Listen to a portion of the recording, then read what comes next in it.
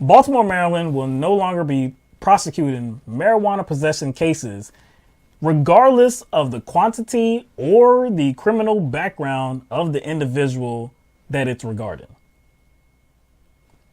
That is pretty wow. Wasn't expecting that. So Baltimore State's Attorney Marilyn Mosby made this announcement on Tuesday. All right. So she also added that she's trying to vacate about 5,000 prior marijuana convictions going back to the year 2011. So in making this announcement, she said, "No one who is serious about public safety can honestly say that spending resources to jail people for marijuana use is a smart way to use our limited time and money." So no doubt I'm behind that. I don't care what the possession amount is.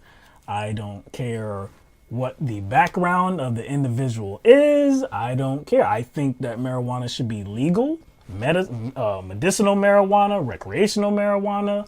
It should be legal. Let people, if they want to use marijuana, let them use it. That's been our very firm position for many years.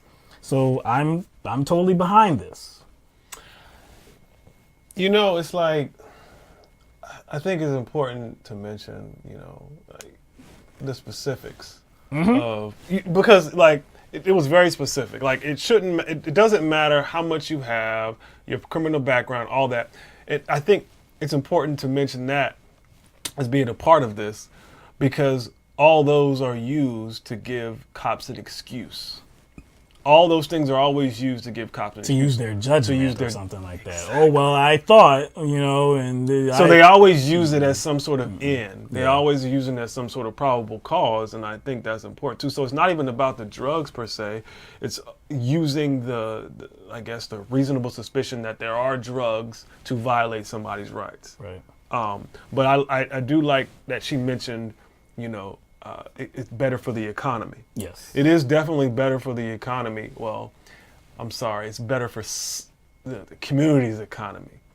It is good for some people's economy to keep people locked up. But if we're talking about the economy of the community and the people, it's better that people aren't locked up and being productive. That definitely is better for the community and that group of people.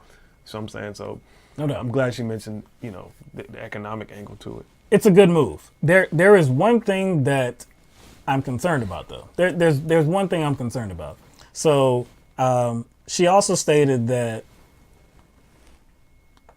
I guess what will supplant the effort to go after and prosecute, marijuana possession, what that will be supplanted with, or what they will be focused on, is dealers, traffickers of marijuana.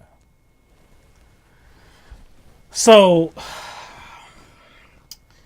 that gets a little weird for me because I thought marijuana possession wasn't going to be prosecuted. Exactly, and it says no matter the amount. So usually what they use to determine whether someone is a dealer is based on what? The amount. That's why it gets weird. Like, I need some more information on this because what constitutes a trafficker? Because again, like you said, what constitutes a trafficker or a dealer is usually the amount. The right? amount. So if I have like a stack of marijuana, I could say that this is for my personal use. I'm just preserving it. I'm just saving it. So I got to go out and get it. You know what I'm saying? Well, I'm just saying, like, I got a bunch of friends. Exactly. We like to party. You know what I'm saying? We like to have a good time and chomp on some cookies or something. So this is like the community stash. Exactly. Again, it doesn't make a lot of sense if you're still going to go after certain people for marijuana cases, but you say that marijuana cases will no longer be prosecuted because of possession. That's a contradiction. It sounds good. It sounds like, yes, this is very notable. This is very important. This is going to move the conversation forward in regards to marijuana. But then again, if it just seems like nothing changed. Because maybe simple possession, but then again, what's simple possession? What's simple possession, and it's going to boil down to their interpretation of what constitutes a dealer.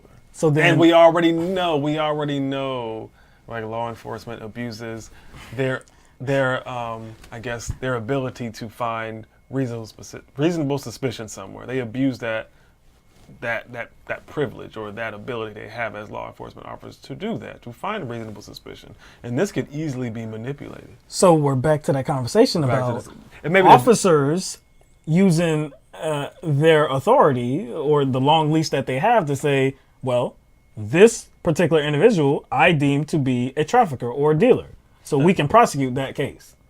They would definitely have to construct a case against that individual and not just stop that individual. The only way they can do that is they follow that person. Prosecuting dealers and traffickers, but you don't care about the amount. Yeah, that like I said, that seems counterintuitive.